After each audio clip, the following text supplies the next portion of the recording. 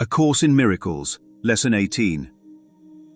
I am not alone in experiencing the effects of my seeing. The idea for today is another step in learning that the thoughts which give rise to what you see are never neutral or unimportant. It also emphasizes the idea that minds are joined, which will be given increasing stress later on.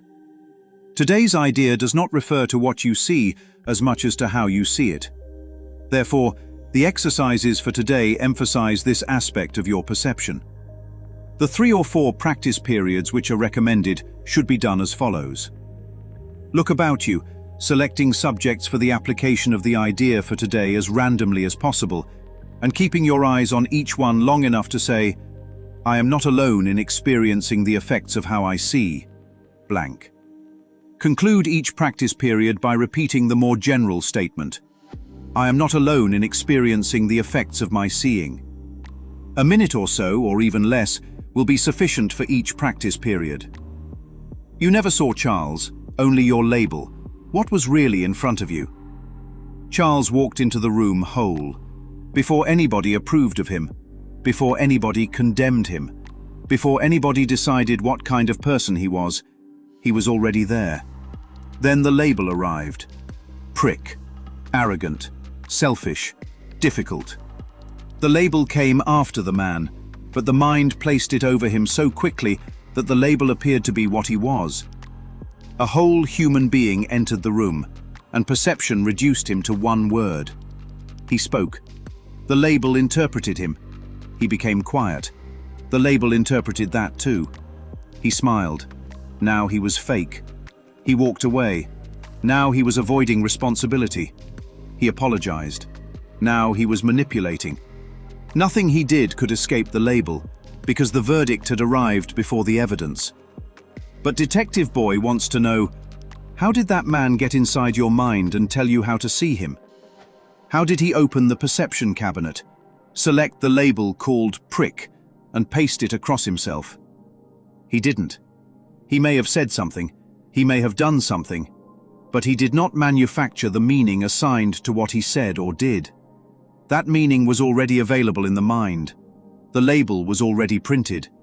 He merely provided somewhere to stick it. And he might be standing there saying, "Where did you get that from?" Because the person being seen through the label may bear no resemblance to the person who sees himself. The mind says it is seeing him, but it is seeing its idea about him.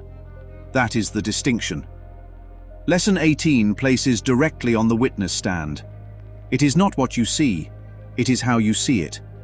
The lesson says, today's idea does not refer to what is seen as much as how it is seen. The what appears to be outside. His face is over there, his body is over there, his words appear to come from over there. But the meaning assigned to him is not over there. The meaning is supplied by the mind. That is why the investigation cannot remain with what he appears to be doing. The investigation has to move upstream to how he is being seen. The what keeps the investigation focused outside. What did he do? What did he say? What is wrong with him?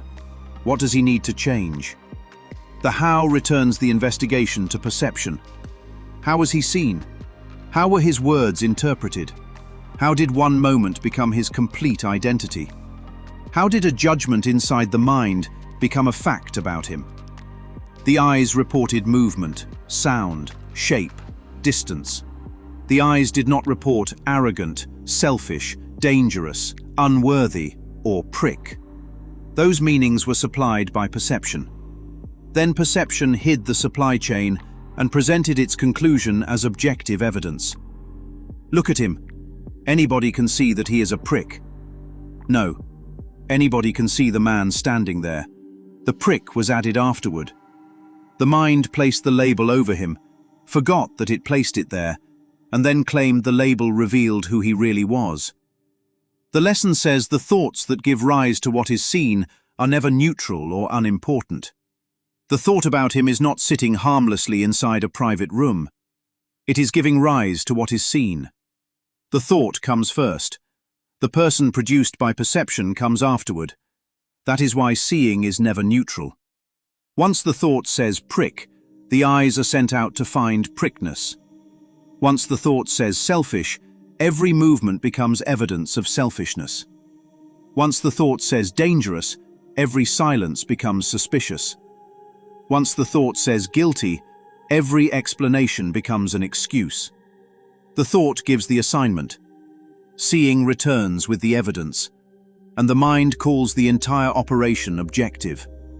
But how was prickness recognized? How did the mind become an expert on pricks? Where is the complete definition of prickness being stored?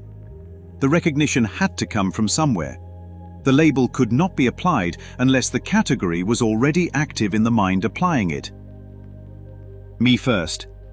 Before another person could be called a prick, the thought of prickness had to be present in the mind looking at him. Calling him a prick did not remove prickness from that mind. It required the mind to preserve the category, define it, search for it, recognize it, gather evidence for it, and repeatedly confirm that prickness is real. Projection did not release the thought. Projection protected it. The mind said the thought was over there, while carrying the entire labeling system in here. The man was already present before any of this happened, a whole human being. Then the mind looked at wholeness and decided wholeness was not enough. He needed an addition, a label that would tell everybody who he really was. But the label came after him. That means the label could never have been him. Anything added after he arrived could only reveal something about the mind doing the adding. Then something strange happens. The mind assigns him a different meaning. You know what? He sure has changed.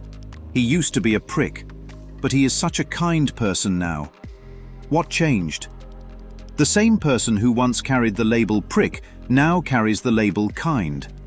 The mind removed one label, printed another one, placed it over the same person, and credited him with changing the label. First he was difficult, now he is thoughtful. First he was selfish, now he is generous. First he was the problem, now he is the solution. But he was present before both descriptions. The label changed, the perception changed, the idea about him changed, and then the mind pointed toward him and said, "Look how much he has changed." If the label can change while the person remains, what did either label ever reveal about him? The first label concealed him. The second label concealed him too.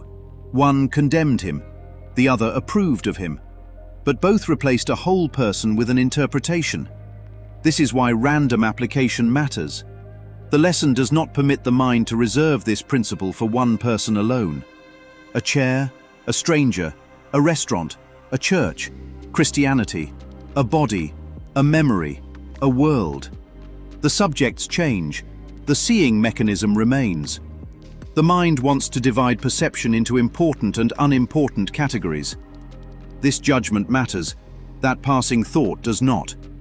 This person affects everybody, that chair affects nobody. This perception is powerful, that one is harmless.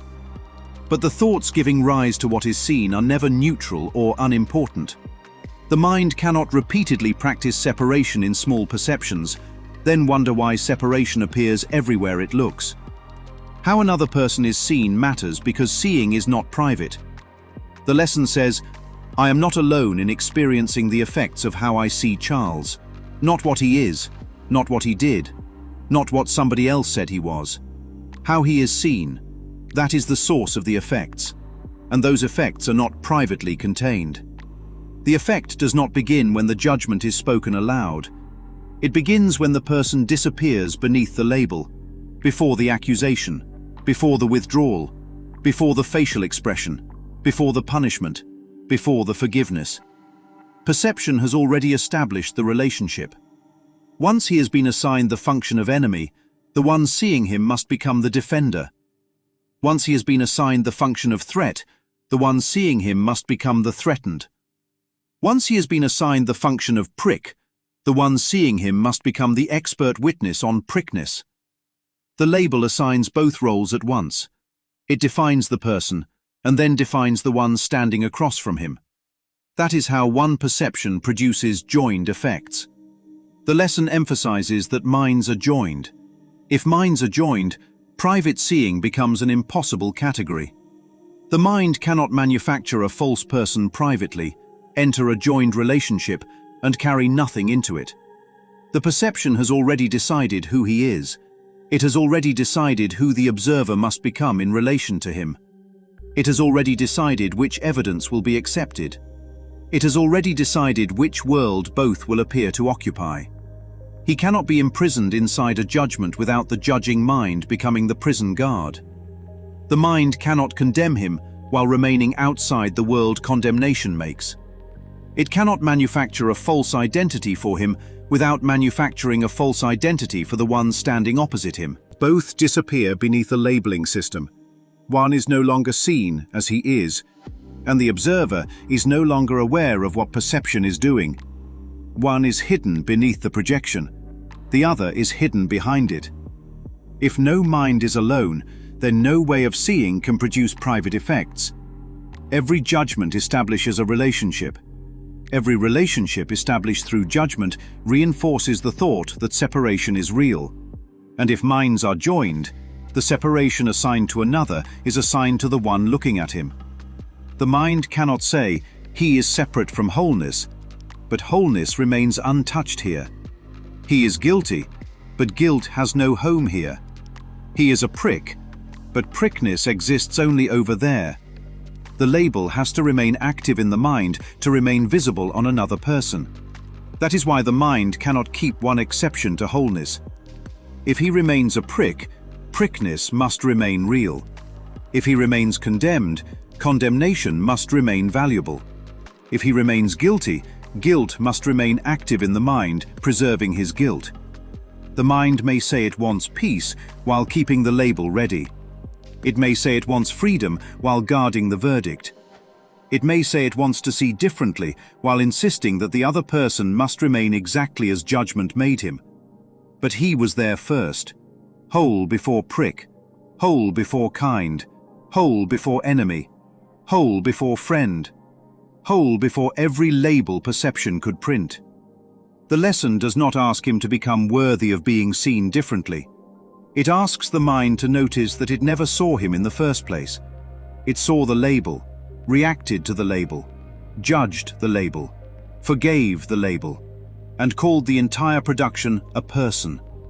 The practice period interrupts that production. I am not alone in experiencing the effects of how I see Charles. That statement removes him as the cause. It removes privacy from perception. It removes neutrality from the thought. And it returns the effects to the seeing that produced them. He did not need the label to become whole.